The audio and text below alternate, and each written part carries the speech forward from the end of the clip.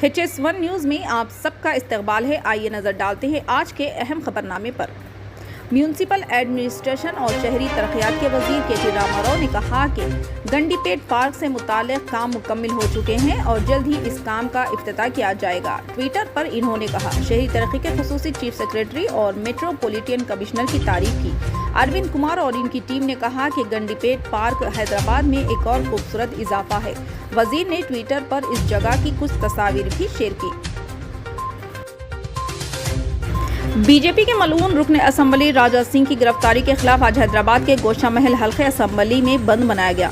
मलून राजा सिंह के चाहने वालों और इनके हामियों ने PD एक्ट लगाने और इसे जेल भेज देने के खिलाफ आज बंद में हिस्सा लिया, जिसके पेश नज़र गोशा महल हल्के के महाराजगंज, मुख्तारगंज, किशनगंज, उस्मान शाही, अशोक बाजार, गौरीगुड़ा, मछली मंडी, सुल्तान बाजार, बड़ी चौड़ी वगैरह में तमाम ताजिरों ने रजाकाराना तौर पर अपनी दुकानें बंद करके बंद में हिस्सा लिया। बंद की वजह से इस इलाके में तमाम अहम चौराहों और सड़कें वीरान हो चुकी थी। पुलिस ने किसी भी किस्म के वाक़यात से निमटने के लिए इंतजामात किए थे। राजा सिंह के खिलाफ PD एक्ट के गैर कानूनी इंदराज और उन्हें जेल भेजने के खिलाफ एहतजाज करने के लिए श्री राम युवा सेना की क़यादत में गोशा महल हल्के बंद में मनाया गया। कांग्रेस में सदर ओहदे से मुताल्लिक़ होने वाले आइंदा इंतखाबात में राहुल गांधी की उम्मीदवारी से मुताल्लिक़ कशमकश की सूरत हाल बरकरार है, लेकिन पार्टी के कई लीडरान को यकीन है कि राहुल गांधी अक्टूबर में होने वाले ये इलेक्शन लड़ेंगे। इन लीडरान ने इस बात का भी इम्कान जाहिर किया है कि राहुल गांधी इनकी दरख्वास्त को जरूर कबूल करेंगे। टाइम्स ऑफ इंडिया में शाये एक रिपोर्ट के मुताबिक राहुल गांधी बैरून मुल्क से हिंदुस्तान लौट चुके हैं और पार्टी लीडरान उन्हें कांग्रेस सदर का इलेक्शन लड़ने के लिए मनाने की कोशिश कर सकते हैं। साल 2019 में लोकसभा इलेक्शन में शिकस्त के बाद राहुल गांधी ने कांग्रेस सदर के ओहदे से इस्तीफा दे दिया था और ये कहा गया था कि गांधी फैमिली से कोई भी पार्टी की क़यादत नहीं करेगा। पार्टी के कई लीडरान को यकीन है कि राहुल गांधी अक्टूबर में होने वाले ये इलेक्शन लड़ेंगे।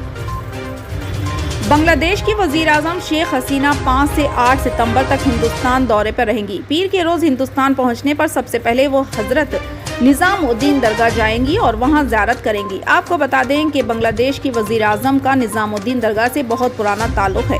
15 अगस्त 1975 को मौजूदा बांग्लादेशी वजीर आज़म के वालिद शेख मुजीबुर रहमान और इनकी फैमिली के कत्ल के बाद शेख हसीना और इनकी बहन को हिंदुस्तान में पनाह मिली थी। साल 1975 से 1981 तक शेख हसीना और इनकी बहन दिल्ली में रही थी। इनकी पहचान भी छुपाई गई थी। हिंदुस्तान में उन्हें ताल्लुकदार के नाम से पहचान दी गई थी। अपने वालिद और फैमिली की मौत से मायूस शेख हसीना को आगे की राह नहीं समझ में आ रही थी। इन दिनों वो हज़रत निज़ामुद्दीन दरगाह में अक्सर जाया करती थी। साल 1981 में एक बार जब शेख हसीना और इनकी बहन शेख रेहाना निज़ामुद्दीन दरगाह गए तो इनके पास एक खादिम आया और कहा कि वो उन्हें कुछ दिखाना चाहते हैं। बांग्लादेश की वज़ीर आज़म शेख हसीना 5 से 8 सितंबर तक हिंदुस्तान दौरे पर रहेंगी। अगर आप भी दवाओं के बढ़ते हुए बिलों से परेशान हैं तो ये खबर आपके लिए राहत बख्श हो सकती है।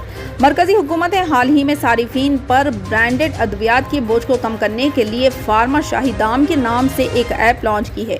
आप इस ऐप को प्ले स्टोर से एंड्रॉयड और iOS दोनों के लिए डाउनलोड कर सकते हैं।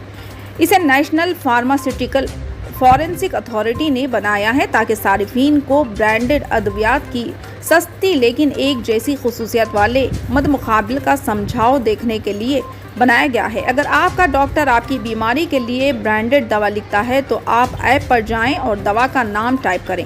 इसके बाद ऐप आपको ब्रांडेड अद्वियात का एक सस्ता मुतबादिल दिखाई देगी जो आप ले सकते हैं। इनके मुख्तलिफ नाम हो सकते हैं लेकिन दवाओं की खुसूसियात एक जैसी रहेगी, इनका नाम भी वही रहेगा।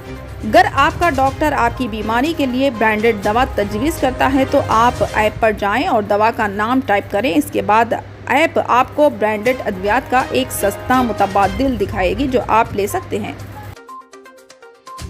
तेलंगाना के वज़ीर आला KCR ने हफ्ते को मरकजी वज़ीर ख़जाना निर्मला सीतारामन पर तंज करते हुए एक वीडियो ट्वीट किया। अपने एक ट्वीट में इन्होंने सिलेंडर की महंगी कीमतों के खिलाफ PM मोदी का पोस्टर निकाला। इन पोस्टरों को सिलेंडर पर चिपका करते हुए उन्होंने निर्मला सीतारामन से पूछा, मुझे बताएं आप सिर्फ PM मोदी की तस्वीर रियासत में लगाना चाहते हैं चलो हमने ये कर दिया है। दरअसल तेलंगाना और मरकजी हुकूमत के दरमियान ये सारा तनाज़ा उस वक्त शुरू हुआ जब निर्मला सीतारामन ने गुज़िश्ता दिनों रियासत के दौरे के दौरान कहा था कि रियासत भर में राशन की दुकानों पर पीएम मोदी की तस्वीर लगाई जानी चाहिए। बिल्किस बानो उस वक्त 19 साल और 5 माह की हामिला थी जब उनकी इज्तिमाई इस्मत रेजी हुई थी। इस्लामी तंजीम जमात इस्लामी हिंद ने हफ्ते के रोज़ बिल्किस बानो केस के मुजरिमीन की रिहाई के पसपर्दा सियासी मकसद का फरमारवा होने का इल्ज़ाम लगाया। एक प्रेस कॉन्फ्रेंस से खिताब करते हुए JIH के नायब सदर इंजीनियर सलीम ने कहा कि बिल्किस बानो इज्तिमाई इस्मत रेजी और इसके ख़ानदान के 7 लोगों के कत्ल में मुलविस उम्र कैद की सज़ा काट रहे मुलजिमीन की रिहाई को यकीनी बनाने में गुजरात हुकूमत का रोल अफसोसनाक है। ऐसे फैसले जिसका मकसद किसी एक मखसूस तबके को खुश करना और सियासी फ़ायदा हासिल करना है, इंतहाई काबिल एतराज़ है। इन्होंने कहा कि JIH इस फैसले की मजम्मत करती है और उम्मीद करती है कि अदालत उज़्मा इस मामले में मदाखलत करेगी और ताकि सरकारी हुकूमती पॉलिसी की आड़ में की गई संगीन नाइंसाफ़ी को ख़त्म किया जा सके। बीजेपी कॉरपोरेटर अगवा केस में गिरफ्तार। हैदराबाद में हलचल पैदा करने वाले सुब्रमण्यम नामी शख्स के अगवा के मामले में बीजेपी के कॉरपोरेटर को गिरफ्तार किया गया है। इस अगवा के पीछे गड्डी अनारम कॉरपोरेटर महेश्वर रेड्डी का इल्ज़ाम था। इसके साथ ही इसके साथ 10 लोगों को गिरफ्तार किया गया। पुलिस का कहना है कि मास्टरमाइंड के साथ 5 अफराद फरार है। 2 दिन कबल सुब्रमण्यम नामी नौजवान को नलगोंडा जिले के चिंतापल्ली में अगवा करके जेल में बंद कर दिया गया था।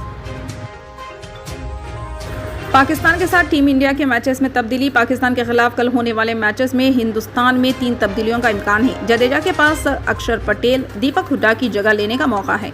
पुनीत का ड्रॉप होना यकीनी है अगर दिनेश कार्तिकन जारी रहे। हिंदुस्तान तेज गेंदबाज अवेश खान को एक तरफ रखेगा और अश्विन को लेगा।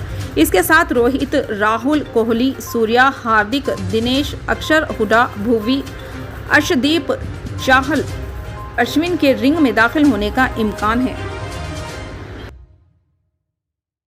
100 रुपये की मुंतकिली के साथ दिल्ली में 76 करोड़ मालियत का सोना, हीरे और चांदी के जेवरात लूट लिए गए। 4 ठगों ने इस कंपनी को लूट लिया जो ये जेवरात कोरियर कर रहे थे। कुछ लोग पुलिस को मशकूक नजर आए जिन्होंने 700 सीसी कैमरों की जांच की। जब इन्होंने एक कैब ड्राइवर को 100 रुपये अदा किए जिसके हाथ में चाय पीने के लिए पैसे नहीं थे। पुलिस ने ड्राइवर को पकड़ लिया और लेन देन का तजुर्बा किया और मुलजिम को गिरफ्तार किया।